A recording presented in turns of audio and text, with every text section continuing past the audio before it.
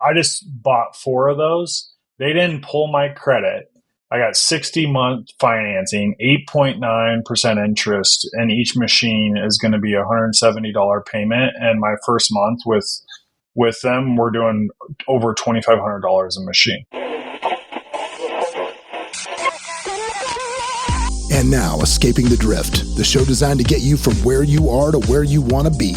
I'm John Gafford, and I have a knack for getting extraordinary achievers to drop their secrets to help you on a path to greatness. So stop drifting along, escape the drift, and it's time to start right now. Back again with another episode of Escaping the Drift, the show that gets you from where you are, man, to where you want to be. And today, I got a good one. I got a great guest today. This is a guy that if you listen to this show sometimes we talk about some pretty high dollar concepts, and you listen to this and you think, man, how would I get into that? How can I do that? I don't have $40,000, $20,000, $50,000 laying around to get into this deal. I don't have all this money. I don't have access to it, but I want to start down a path of entrepreneurship. I want to break out of the 9-to-5. I want to do something different. This is a guy that can help you escape today. This is a dude that is an expert. He has coined himself as Mr. Passive, actually owns MrPassive.com, which I give credit to anybody who owns such a good URL. That's solid. He is somebody that has made his fortune through the use of vending machines in simple, easy to operate businesses. And I'm excited to talk to him today because I'm sure we're going to get a lot of great information from him on how you can get started on a path to financial freedom using the simplest, stupidest businesses. So guys, welcome to the program. Here he is, Mr. Passive. This is Mike Hoffman. Mike, how are you, buddy? Good, John. How are you? Thanks for having me. Fired up to be here. Yeah, man, I'm doing good. So walk me through your story. Let's start this out with you as a young guy. I want to hear about your coming up and like your first hustle. What was it?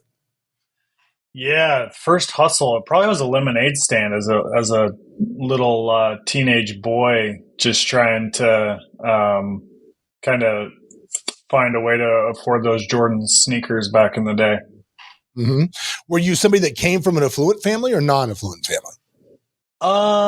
Definitely middle class for sure. I mean, both my parents were working back in the Midwest. We had a farm and yeah, it was definitely, we had to earn everything for sure. But I mean, I wouldn't say it was one of those, two parents that were hardworking would kind of set the example.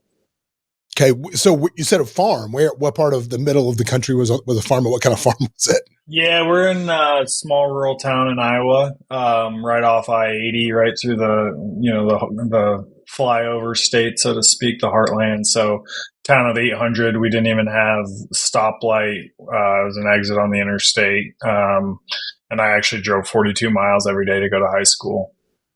Oh, wow. And I'm guessing because you grew up on a farm, it was 4 a.m. Here's your chores. Let's go. Were you working on the farm with dad, or how'd that go? Yeah, exactly. We showed cattle at the county fair. And so we were washing our calves by 5 a.m. before he had to go to work. And so, yeah, it was a classic, if you're going to go out the night before, you're going to regret it when the 5 a.m. alarm goes off.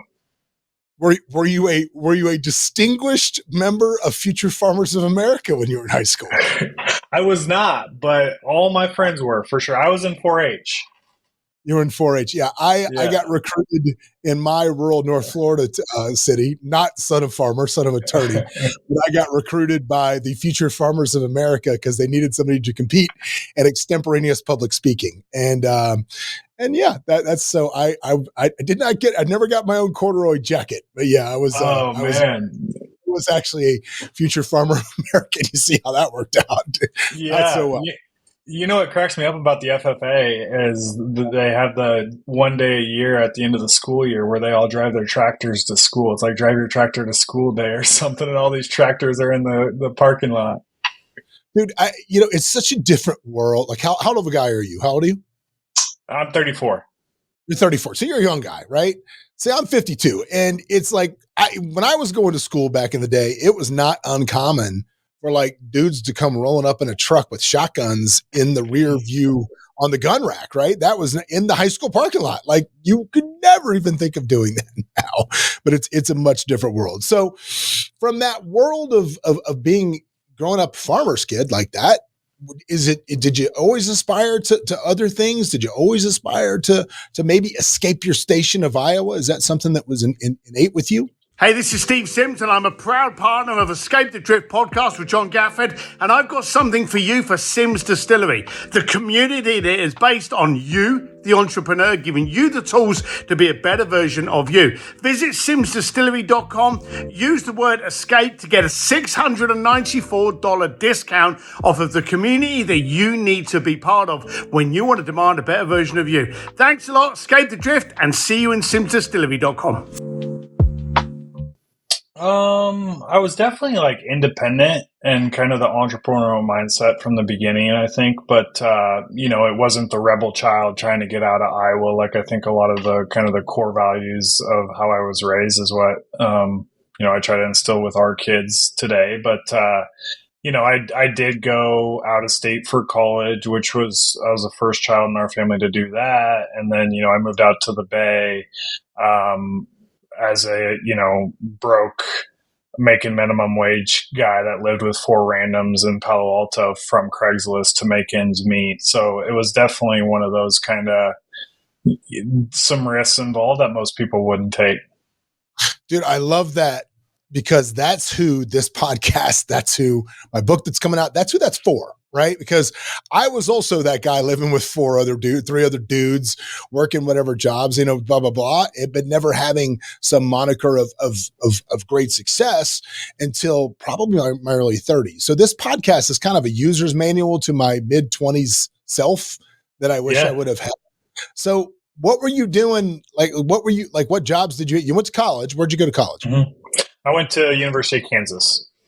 Okay. University of Kansas. And then after that, you said you moved to the Bay Area. What job did you get?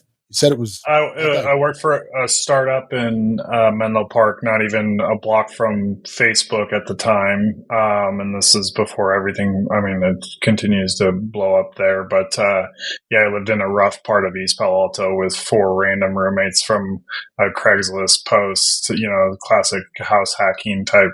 And the crazy thing is, one became a senior role at Apple. Another one became, it was just a bunch of startup grinders that were trying to make ends meet.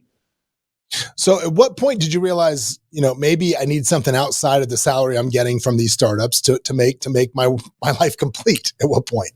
Yeah, well, I started down the kind of the path of real estate initially, a little $70,000 home in St. Louis, renting it for $900, like cash flowing $200 to $300. But then I realized at the time I couldn't keep affording another down payment on another rental and try to parlay that. So I actually read an article in the Wall Street Journal about Warren Buffett and, a guy that was working 20 hours a week, making 20 grand a month with vending machines. And that's when I went down this serious rabbit hole. And people don't realize this, but like the vending machine business is so archaic, and it's like the wild, wild west when it comes to, you don't even need any money down to get a machine with these manufacturers. So like your capital can go way further than just like real estate. And so that's kind of what led me down that path. Plus my passion in human performance and health and longevity. And you've seen vending machines in the Vegas airport.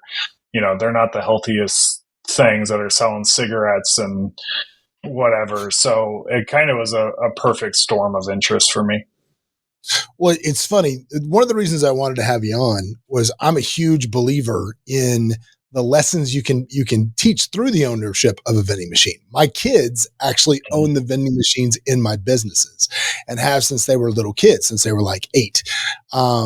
And that's how I taught them inventory and marketing and accounting and all of these things of running these businesses. Now, their silent partner, my wife, has had to drive them around to help them buy stuff to put in it and handle all of that. But my kid's unpaid silent partner, my wife has driven them around.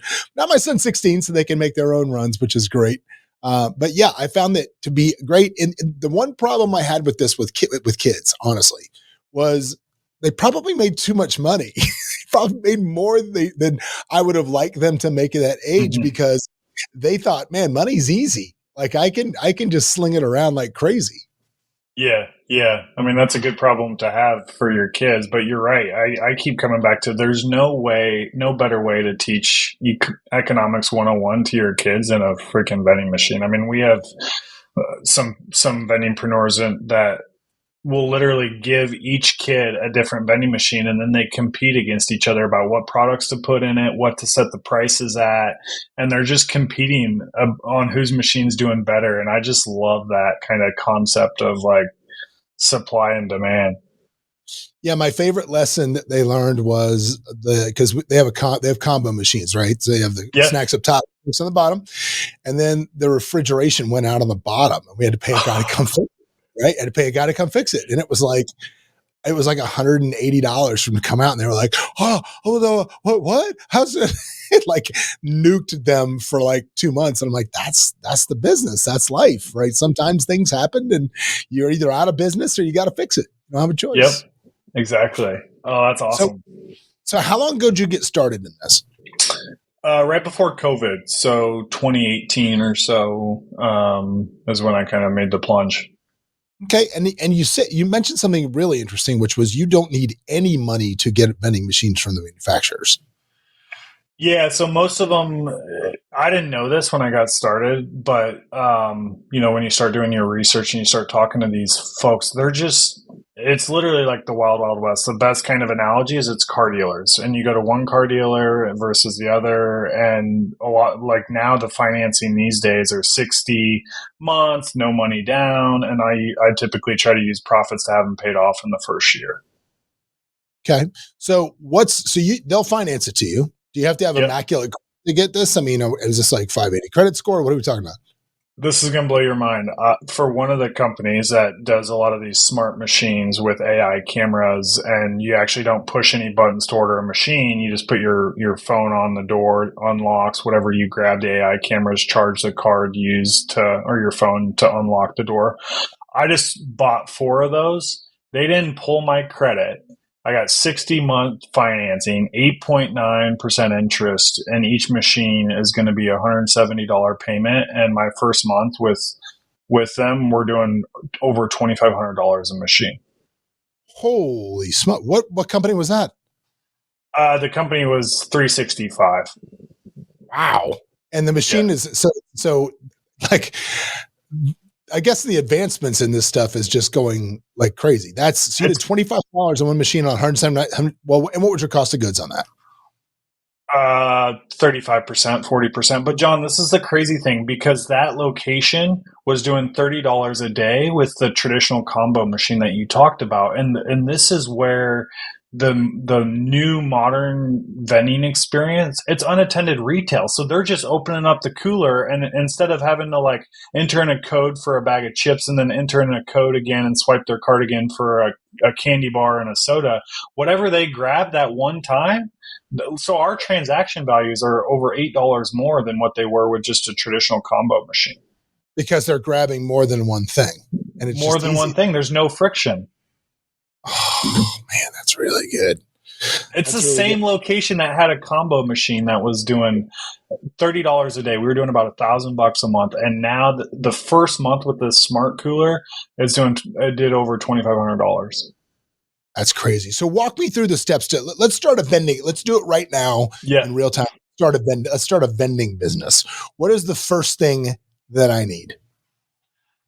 Well, I'm old school, so I'm don't create your website or your logo and have the whole paralysis and never get started. So the first thing you need is a little initiative, and I would go to your local gym or your local apartment complex or the high-rise apartment being built across the street from where you work, or what. I mean, you can't walk anywhere without seeing these apartments and condos being built. And I just walk in and ask the manager, "Hey, are you interested in putting like luxury amenities like modern vending in here? No cost to the property." And they're gonna be like, "No cost to us. Is there revenue share?" And you can be like, "Yeah, sure. We'll give you 5% if you intro us to 4 other sister properties." And then right away, now you got a route that is 5+ properties that is going to replace your 9 to 5. Just off that one call. Now, the thing that I like the most about this is a huge mistake that entrepreneurs make is they like you just said, they put all this energy and all this time into building a product before they see if anybody wants it. If you don't have a place you can put these things, it is useless to go down the road of anything else. Like, first thing you need is, I got a guaranteed place that I need to place this. Is there a location contract you would get the place to sign? Or is it a handshake? What are you doing? Yeah, I would, in a perfect world, absolutely. You want them to sign a contract, but it can work both ways. If the location's a dud and you now have a machine there under contract and you want to pull it for a different location that wouldn't be a dud, now you're stuck. So I see both sides. I mean, and we have locations that are under contract. We also have many locations where they're like, look, if I have to run this up the corporate ladder, it could take a year to get approval. So let's just get it in. And that was 5 years ago. So you're better off on the handshake, correct? Probably. Yeah. Okay. So better off on the handshake. So now I got my location, or a couple, whatever it is, that have said I can do this. So now I'm going to go and I'm going to look for the right type of machine. And obviously you're not buying anything going forward except for these AI machines, I'm guessing. Yeah. Or like smart refrigerators, like basically a refrigerator you see at a 7-Eleven where you go buy your Dr. Pepper. They'll have a lock on the door. You need credit card or Apple Pay to unlock the door. It's the same concept as the smart machines. Okay. So same thing. So they grab what they grab, they're done, they're out the door, and off it goes. It charges them, yeah. All right. So you now know your location. You've decided you want to get one of these AI machines. So like you just said, and there's more than one manufacturer that makes these things. Yes. Different ones. Correct. So now you're just leveraging offers against the other one. Oh, well, Bob over at ABC Vending said he would do this. What will you guys do? Well, we'll do this. We'll beat them. And then you go back and forth and just work the deal till you get the best terms you can get. Correct? Yep. Now, do you think they didn't check your credit because because you have experience in this, or just because they're just like, there's probably a tracker in the machine. They know where it is at all times anyway. They can always come get it if you don't pay. This company is probably one of the biggest companies. So I think they're in a very growth mindset of let's get as much market share with these smart machines, where there are other companies that will definitely do a soft pull of your credit. It's definitely company, like the credit pull thing is definitely company by company basis for sure. Mm-hmm. Okay.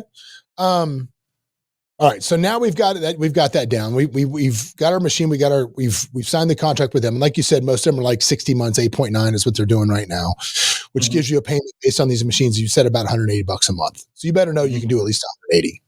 So now I got to figure out, now, are these combo machines? Are they refrigerator machines? Half and half? What are they? Yeah, so it's going to basically a bookshelf with half drinks on one side, which is going to be refrigerated, and then an ambient side on the other. So it's going to be kind of two doors. Do you want the drink side, or do you want, drink or fresh food? And then the other would be like snacks, candy, chips type of thing. Okay. So you mentioned, we're going to get to this. So now you're deciding what to put in it, which has got to be key to what we're doing. So how do you decide what to put in it? So there's a couple things you can do. You can definitely try to get a sense of the clientele. We have a manufacturing plant that is 500 Hispanic workers. So we're doing a lot of like spicy chips and a lot of, pastries because they love their pastries, and a lot of Doritos, sodas and stuff. And then we have a fitness center where 90% is drinks, and it's like the shake on your desk. It's a bunch of pre-workout, C4 and all these kind of pre-workout, post-workout type shakes. And then we have bags of protein chips. I didn't even know were a thing until we got this gym to sign up. So it's totally kind of location dependent. If it's just an apartment complex, you got your standard like Celsius and Alani are crushing it from an energy drink perspective. And then you can't go wrong with like Reese's and Snickers. It's still going to sell no matter what. Still gonna sell. Just out of curiosity for my kids, what's the best selling candy? What do you think? What do you think it is? Oh, right now, these kids are crushing like these Nerds gummies. So you remember the old school Nerds that you'd rip open the top corner and put like little pops. Well, now they're Nerds gummies. They're like almost like. Yeah, I think last night, literally. Did you get them from a vending machine? No, I think my kid. I think they got from the dollar store. I literally ate one last night. Promise I did. I literally did. Yeah. That's why I was getting ready to VR with my son. Yeah, I did. I actually did eat a Nerd gummy last night. As I said, protein everything else. Yeah, I'm eating nerd gummies last night. It's not helping the diet. It's not helping. Yeah. Work against myself. So, but you mentioned something else though. You said that there's fresh food involved with this. So like now you're dealing with perishable stuff, correct? If you want, yeah, absolutely. That's a whole nother animal because now effectively you're running a restaurant because you've got shelf life on this stuff. Yeah, so there's back to these smart machines. The other thing that you can set with the pricing is dynamic pricing. So you can set so one trick is, okay, Walmart supercenters, most of them will replenish their salads on Tuesday and they'll have an 8 to 9 day shelf life. So if you go buy your machine once a week anyway, get your salads on Tuesday, go buy your machine, you're guaranteed at least a week of shelf life. And the great thing is you can actually set through these smart machine dynamic pricing. So if you get to the following Monday, you're a day or two out from them expiring, you can actually have the price drop 20% off, 50% off. So your spoilage is very minimal. So like this is kind of the things that with these new modern machines that weren't around even in 2018 when I got into it. So it's just kind of disrupting the whole industry right now, just leveraging technology, software, remote tracking to make your life easier. And then the second thing I'd just say is I would never start a machine with a ton of perishable items. We'll usually start with like one chef salad and one Caesar salad each. So we're talking, a 267 salad from Walmart, selling it for $6.50 and see which flavor they buy and if they buy them both. And then we'll add maybe 2 and then 4. And we'd kind of go down that route with it. And you're just buying them from Walmart. Yeah. $2.67 and selling them for $6.50. So how many different places? Let's talk about where you buy your stuff. I mean, obviously there's like in town here, we have one Sam's Club that's like the vending machine Sam's Club where they have all the big stuff that goes in vending machines in bulk. It is not convenient to anywhere we live, which is crazy. Where do you buy your stuff? In a perfect world, definitely we start online. So Sam's Club has free shipping above $75, and Costco has free shipping above Costco actually has free 2-day FedEx shipping. So if you order it Sunday, it'll be at your front door on Tuesday above $75. So like that's one box of Snickers and one box of Gatorade. And they'll even deliver drinks like that, heavy like that? Yeah. A case of drinks? Yeah, they won't do like your 35 packs of Dr. Pepper, but we all our Fairlife protein shakes delivered to our door, all of our Gatorades, all those kind of things. The in-store stuff is what they won't deliver, like your 35 pack of Dr. Pepper or Mountain Dew. So you got to go buy. You're still going to the store to buy that stuff. Yeah, for our route now, it's big enough where we have a distribution company that will actually bring a pallet of items once a month. Okay, so how many units do you have? How many machines do you have now? Ooh, probably 35 now. I have a couple routes remotely.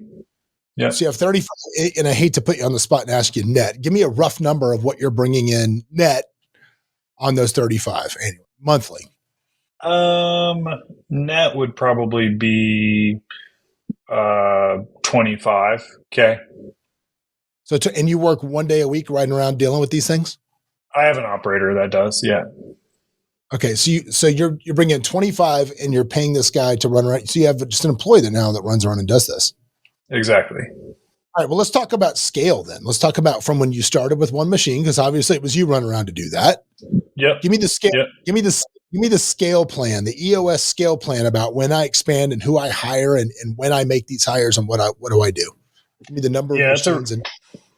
Yeah, that's a really good question. So back to kind of how you did it, we had a little landscaping shed next to our house. We would get the product delivered to our door, throw it in the shed. Then I'd have buckets and I'd just throw, okay, this machine needs 10 Snickers, 10 Reese's. Well, I think I got up to 3 machines and I was like, yeah, I still had a, full-time W-2 job and I was traveling a lot. So I posted an ad on Craigslist. I was like 3 hours a week. basically a half hour per machine to stock it, and then a half hour of drive time, going to Costco once a week, blah, blah, blah. I had 40 applicants in 48 hours. I had literally $20 an hour for 3 hours a week is what I posted. And I literally said, John, I don't care if you stock it Sunday, Tuesday, or Friday. Has to happen. Early morning, late night, middle of the day, doesn't matter. Once a week, it needs to be done. I don't care. You pick whatever. So it was kind of like the DoorDash, Uber Eats type applicants that are either early risers or late night owls. And I found a guy, and it's the same guy. He had a full-time job at the time. And it's the same guy now that is my full-time employee that does it full-time. But it was scale. We started with, once I got to 3 machines, I was like, I'm ready. You got to do it yourself for a period of time. I usually say 60 to 90 days because you can't delegate what you don't know you're delegating. And how did you manage that guy? What do you mean by how did I manage him? How do you make sure he did it? Did you say like, okay, send me timestamped pictures of the machines being full? Because none of your machines at this point, they're not taking money at this point. Everything's on the phone, right? Exactly. And I can track inventory from my phone. Even if someone does pay for it with cash, I can track right from my phone how much cash is in that box, because even if it's a cash transaction, it goes through the reader to calculate the transaction value on the app. Wow. Okay. All right. So you had the one guy. So now you're still out of your shed. You got the one guy, 3 machines. Yep. What's level 2?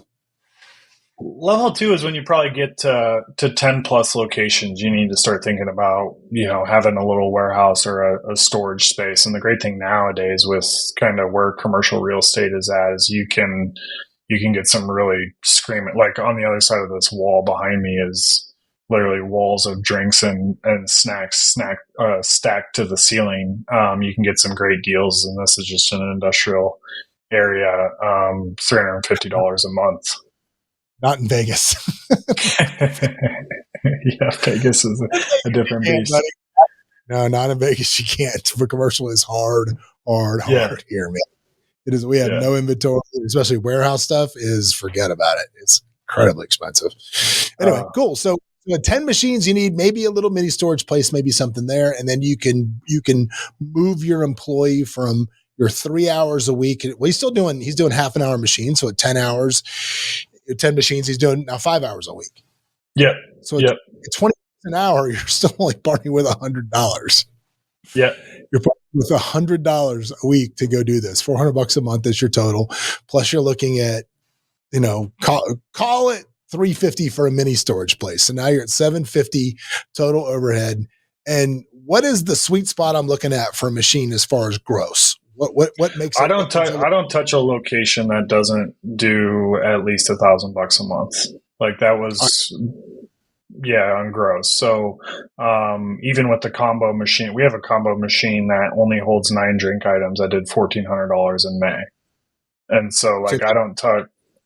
Yeah, just gross. So, those 10 machines, I would be expecting us to do 10 grand in gross. Let's say COGS is 40%. So it's $4 grand in COGS.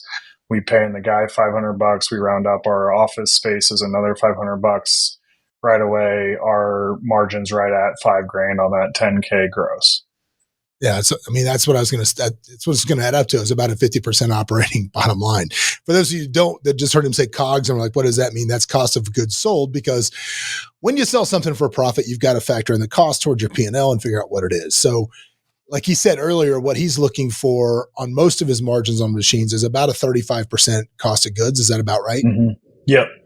Which honestly, in case you didn't know, if you're listening to this, a restaurant runs at about now 35%. So you could open a restaurant and what it costs them to actually make that food is about 35%. You're just doing it here with zero labor cost. I'm sorry, $400 a month labor cost, which put against your 10 machines at 10,000 is a 4% labor cost. Whereas I would venture to say most restaurants now are running 18 to 20. So pretty good margins there to get that done. Pretty good, pretty good margins. So now you're at level 2. You got 10 machines, you got your warehouse, you got your 40 hours. This is just now the matter of just adding more workforce or adding more hours to what they're doing. Because your guy now, you got 30 machines. He's working pretty much full time now. Yeah, he's full time. Yep. Are you sending him now to also to like Walmart to buy your salads for the machines and your fresh food? No? Who No, does that? no. Well, we're actually, so we do our food distribution now. That's delivered. So we don't. We're kind of steering away from the Costco's and the Sam's because we're at kind of bulk pricing, and then we get into product rebates. So, like, if we order enough cases of Pepsi, we can now turn in some receipts and get a kickback from Pepsi. Maybe they'll throw us a free vending machine or a free cooler. So we're kind of at that next phase in the vending route where I can't have my guy at spending 5 hours at Costco a week when we got the scale we got of locations. Well, let's talk about that. So at how many machines were you at that level, and how do you contact these vendors about doing it? How do you negotiate those deals? Let's talk about that. Yeah, so there's a couple ways to do it. So I think he came on full time around 20 machines, and so he was still doing the Costco, Sam's Club run once a week, Walmart, and then when we got to 30, he needed another day of stocking, basically 10 more machines, let's say 6 hours of stocking and drive time. So that was another day we needed for that. So that's when I started ordering distribution. There's definitely channels out there. A common one in the vending industry is Vistar. But you also, I mean, there's all kinds of food distribution. Like Vistar would deliver to Vegas they would do anywhere in the country. And then on the backside of this, that's really fascinating to me. I didn't realize this when I got into it, but in grocery stores, these products are fighting for shelf space. And so now with the leverage of volume ordering, now all these product companies, you sign up with Vistar to get bulk pricing, but then you also go to the consumer and show the receipts of how much product you bought because they want your shelf space. So you can work Alani and Celsius against each other.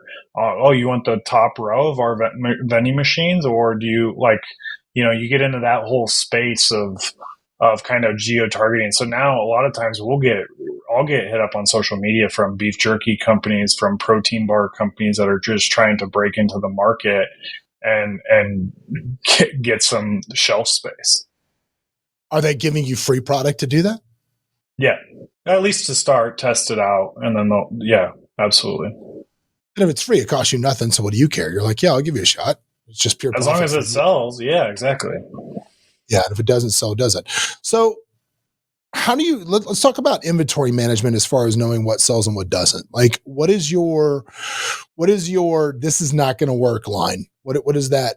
What is that baseline for knowing a product is just not working? What is it? So I'm pretty let's get stuff out after the first couple weeks and test something, because you're going to, for us, it's totally location dependent. It's not, some people like Diet Coke at this location. Some people, the Diet Coke won't move at a different location, and the next location will sell a case in a day. So it's just totally dependent on the location, but usually within the first 3 to 4 weeks at a location, I mean, we're pulling product that's not moving because it's just not hitting the mark. So what makes, so I mean, when you say not moving, is it, let's say there's 20 items in a machine. Yeah. How many of those have to be gone in a week for that to be a successful product? Probably like 4 or 5. So you need about a 20. You're looking for a 25% sell through on each thing you have in the box minimum every week. That's what your mark is. Yeah, unless we're talking, the salads. If the salads aren't selling, then we're just not going to do salads. Yeah, they just got to go. Diet Coke doesn't sell very much, Jim, does it? Oh, we didn't even try it. Yeah. Yeah. No, you need chunky people to sell Diet Coke. Yeah. But even that's a great example. This combo machine, it's a little different than, the refrigeration on the bottom and the snacks on top. The whole cooler is refrigerated. So we were planning on 3 rows of drinks, 2 rows of protein bars, and 1 top row of protein chips. Well, those 2 rows of protein bars aren't moving. So we just swapped those out with another row of water and Gatorade. I mean, literally, we're buying this water for 10 cents from Costco and selling it for $1. It's 90% margins on repeat. So that we didn't plan on that when we first filled the machine. We audibled within 2 weeks. What do you do with the product that doesn't sell? Do you give it away? Do you throw it away? Do You donate No, it? we have enough machines now, and that would just rotate it. Like basically, what's the saying? Someone's trash is another one's treasure. So we'll just take it to the machine down the street and see if it sells, as long as it's not expired. You just keep it moving. Well, what is your goal for how many machines you want to have? That's a really good question. I'm more about this next wave of kind of these smart machines is just going to disrupt the industry. Like we're talking, I just ordered two more today that have giant LED screens on the top. So we're talking B-roll and so digital ads. And so you put one of these in I don't know, you put one of these in a casino and it's like, okay, well, do you want to target the gambler for cigarette ads? And then now you start talking, you want to talk about margins on digital ads. And it's, okay, the A's are moving to town with the baseball team. Do the A's want to run some ads on your screen because they're trying to just get the word out, or whatever the play there might be? But that's kind of where I'm going, is more on the how to increase revenue. Is that something you're going to try to market yourself, or are you going to parse that out to a third party marketing company that sells that stuff? I would probably parse it out to start until I can actually learn it, because I mean, that's a whole new market that I just don't even. I have connections at a lot of kind of bigger companies, but I mean, where to start with regards to digital ads, geotargeting, I have no idea. Well, let's talk about one last question that I think is important that I skipped over, which is, what is the creme de la creme? What are the best locations? Give me the tiers and where they are, all the way down to me. And you probably don't want to put one here. What's the best place to put these things? Yeah, it's so hard to say. The best locations are going to be luxury apartments with one main entrance. They got the creme de la creme, like pool and social lounge, and they're willing to pay $4,000 for a studio because they want their own space, and they're going to pay $6 for a protein shake out of your machine because they don't want a DoorDash one for $20. So it's going to be like that. Then you're going to have your foot traffic creme de la cremes, like an airport or even a fitness center if you can find the right one. And then I think the places I want to stay away from are going to be businesses that are 9 to 5 and people work remotely on Friday and then they're closed on Saturday, Sunday. Because a lot of your sales are going to be on the weekend. They're going to be after 5 p.m. when they got the munchies. So you're already taking that away before even starting with that location. Like this location. Maybe that's my kids. Maybe they need to pull it out of here and move it somewhere else. Maybe they need to. All right. I mean, obviously you got a website, Mr. Passive. Do you teach a course on this? Do you walk people through it? What do you do? Yeah, we actually help kind of coach people along. And then I have kind of the vertical integration model. I had outsourced cold calling and email campaigning to locations to find people leads externally. And then now I just brought that all in house. So we have a whole team of full-time cold callers and email specialists where we not only coach people, like your kids, how to use a vending machine, but also we call into businesses on their behalf to find them leads. So it's kind of a 2-for-1 lead gen and coaching. And then we obviously have the relationships with the manufacturers. I mean, the smart machine I was telling you earlier, I think our community's bought 200 since January. So we have some leverage with regards to discounts and things with some of these folks. And I'm guessing, is this an a la carte deal to work with you? Is it one cost serves all? How does it work? When you generate the leads for locations, are you looking to JV with these people? How's that work?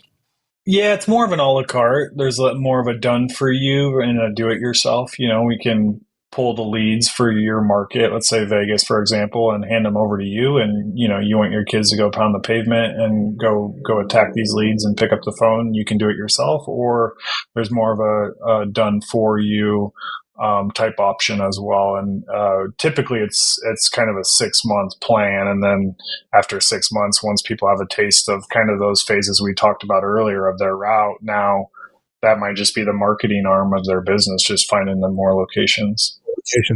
Yep, more locations. Because that's what it's all about. More locations. Yeah. All right, dude. I gotta tell you, man. Super. Look, you just said, here's the business you can do. You can get into it with no money down. I mean, they won't even check your credit, some of these people. I mean, this is, I don't know what your excuse is if you're sitting around pounding the pavement and can't get out of here. I don't know. I don't know what anybody's excuse would be for this. I just would not to do it. Well, and the great thing is you don't have to buy that machine till the location says, let's move forward. Like, people do it backwards. They'll say, oh, I got 3 machines. I'll ask, oh, what's it doing revenue? They're like, it's sitting in my garage. I'm like, what are you doing? This is, part of my language, this is ass backwards. Yep. So dude, there it is. If you want to get with Mike, have his team get you started on the road to vending riches, we'll call it. Hit him up with Mr. Passive. Are you on the gram, Mike? Can they find you on Instagram somewhere? I am on the gram. Yep. It's just Mike D. Hoffman _. Yep. So if you look up Mr. Passive, you'll find me. Mike D. Hoffman _ Mr. Passive. Well, dude, thanks so much. It was enlightening. It was, dude, it was super informational. I appreciate it, brother. I do. So listen, man. There's a plan. I mean, there it is. There's a plan for you. If you're still just floating along with the currents of life, I don't know what you're doing. That's not a life raft. That is a bridge built out to where you're drowning and just carrying you back to land. But if you don't do this, then you got to do something. You can't keep drifting along. Get up and take charge of your life because nobody's coming to save you. We'll see you next week. What's up, everybody? Thanks for joining us for another episode of Escaping the Drift. Hope you got a bunch out of it, or at least as much as I did out of it. Anyway, if you want to learn more about the show, you can always go over to escapingthedrift.com. You can join our mailing list. But do me a favor, if you wouldn't mind, throw up that 5-star review, give us a share, do something, man. We're here for you. Hopefully you'll be here for us. But anyway, in the meantime, we will see you at the next episode.